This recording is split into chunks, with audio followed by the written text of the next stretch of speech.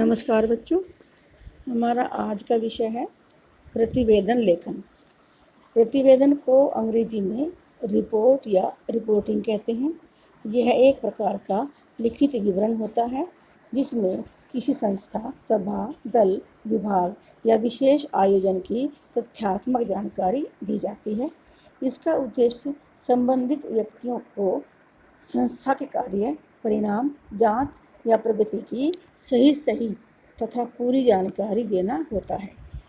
तो प्रतिवेदन के कई प्रकार होते हैं, जैसे सभा, गोष्ठी या किसी सम्मेलन का प्रतिवेदन,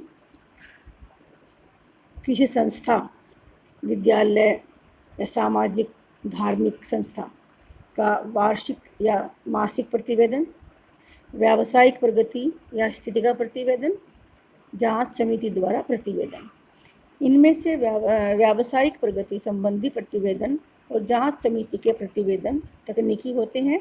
ये अपने स्वरूप में विस्तृत होते हैं। प्राय प्रत्येक वित्तीय कंपनी हर वर्ष अपना प्रतिवेदन पुस्तिका के रूप में छपवाती है। यह प्रतिवेदन हर सदस्य की जानकारी के लिए भेजा जाता है। इसी प्रकार जांच समितियों के प्रतिवेदन भी आकार में बहुत बड़े होते हैं। कई बार उनकी पृष्ठ संख्या हजारों में चली जाती है।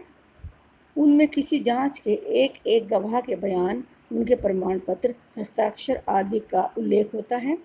ऐसे विस्तृत प्रतिवेदन के साथ एक संक्षिप्त प्रतिवेदन भी दे दिया जाता है जिसमें मोटी मोटी जानकारियों के साथ जांच के निष्कर्षों का उल्लेख होता है।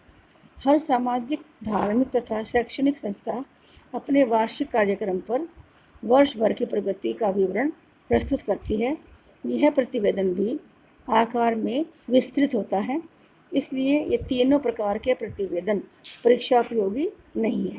परीक्षा में इनकी भाषा शैली का परिचय तो पूछ सकते हैं, किंतु ऐसा प्रतिवेदन लिखना नहीं आ सकता। अतः छात्रों को छोटे छोटे कार्यक्रमों, बैठकों तथा सभाओं, सम्मेलनों के प्रतिवेदन लिखने का अभ्यास करना चाहिए। वे ही परीक्षा उपयोगी होते हैं। अब अच्छे प्रतिवेदन के गुण क्या क्या होने चाहिए? प्रतिवेदन पूरी तरह से स्पष्ट और पूर्ण होना चाहिए।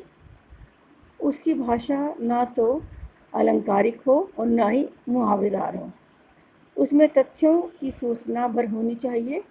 किसी वाक्य के एक से अधिक अर्थ नहीं निकलने चाहिए। भाषा निव्यक्तिक होनी चाहिए। प्रथम पुरुष मैं या हम का प्रयोग नहीं होना चाहिए। उदाहरणतः यह लिखने के बजाय कि मैंने यह निर्णय लिया, तो लिखना चाहिए कि बैठक में यह निर्णय लिया गया। सभी तथ्य सत्य, प्रामाणिक एवं विश्वसनीय होने चाहिए। केवल महत्वपूर्ण तथ्यों का समावेश होना चाहिए। संक्षिप्तता का बराबर ध्यान रखना चाहिए। तथ्यों को तर्क और क्रम से ऐसे रखना चाहिए कि पूरी जानकारी स्पष्ट रूप से मिलती चली जाए। प्रतिवेदन का एक शीर्षक भी देना चाहिए। शीर्षक मुख्य विषय को रेखांकित करने वाला होना चाहिए। प्रतिवेदन में प्रत्येक तथ्य और विषय को अलग अलग अनुच्छेद में लिखना चाहिए। यदि एक विषय लंबा हो तो उसे विभिन्न अनुच्छेदों में विभक्त कर लेना चाहिए।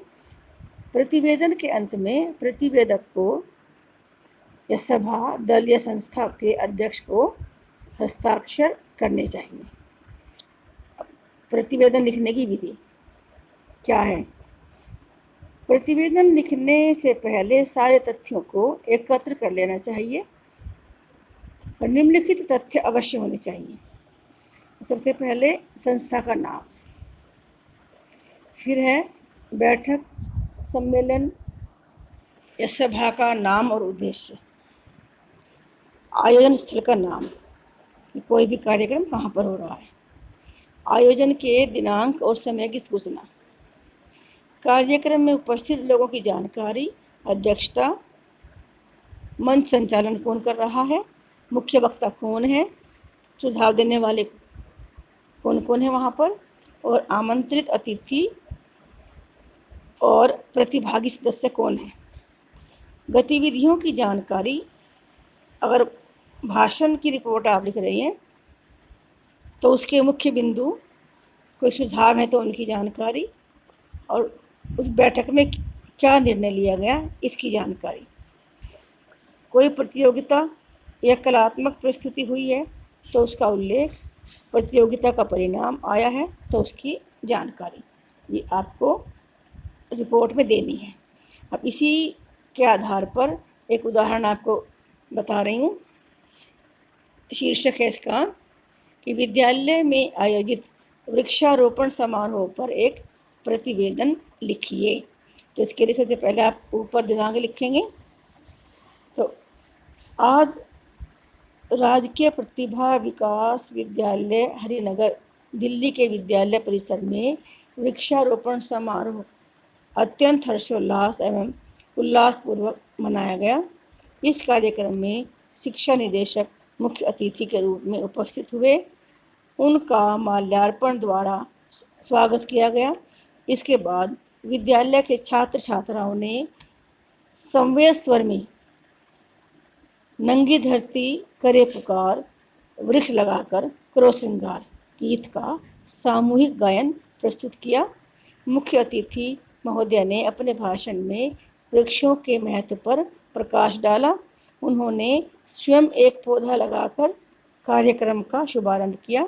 फिर प्रधानाचार्य, उप प्रधानाचार्य तथा अध्यापकों ने वृक्षारोपण किया। बच्चों ने भी वृक्षारोपण करते हुए उसके देखभाल की जिम्मेदारी ली। इनके चारों ओर जाल लगाकर इनकी सिंचाई व्यवस्था की गई ताकि पौधे वृक्ष बन सके। अंत में छात्रों ने मिष्ठान वितरण करते हुए इस समारोह का समापन किया। तो ये उदाहरण प्रतिवेदन लिखने का। तो इस तरह से किसी भी कार्यक्रम पर आप लिख सकते हैं प्रतिवेदन। धन्यवाद।